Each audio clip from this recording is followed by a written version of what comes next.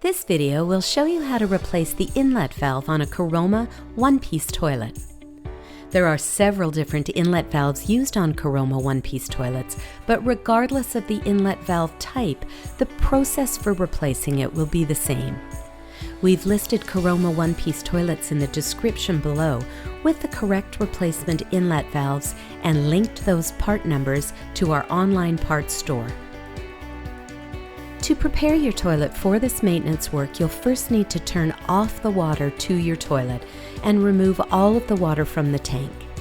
Continually flush the toilet until most of the water is gone, and then remove the final bit with either a wet shop vac or by soaking it up with a sponge. Make sure to have a cloth handy, as a bit of water may leak out of the valve when you remove it. This is a view of the rear underside of your one-piece toilet tank. Your water supply line is attached to the bottom of the inlet valve, so the first step is to remove the water supply line. You can now start to remove the inlet valve by removing the outer plastic nut that connects to the water supply line. This step looks really easy in this demo because we're able to show you the back view image. We understand that you will be reaching around to undo the connection with limited space.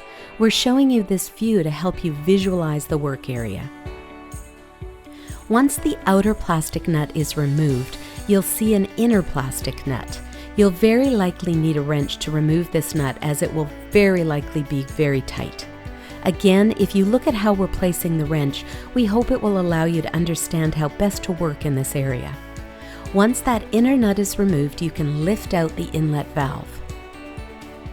Your new inlet valve will come with a new inner plastic nut and a black seal.